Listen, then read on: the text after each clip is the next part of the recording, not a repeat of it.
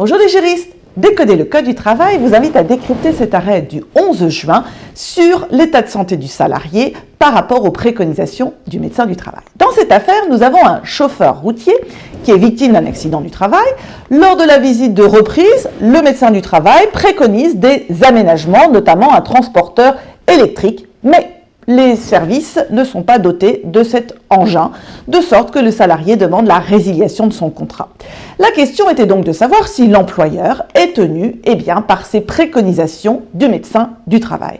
La Cour de cassation, dans cet arrêt de principe, va rappeler que l'employeur est tenu d'une obligation de sécurité et qu'il doit en assurer l'effectivité en prenant en considération les propositions de mesures individuelles d'aménagement, d'adaptation et de transformation du poste.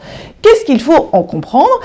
Ici, le médecin avait préconisé l'aide d'un chariot électrique. L'employeur, qui était informé de cette préconisation, n'avait pas vérifié que tous les lieux où était affecté le salarié étaient dotés dans cette tournée de cet équipement. L'employeur a manqué à son obligation de sécurité.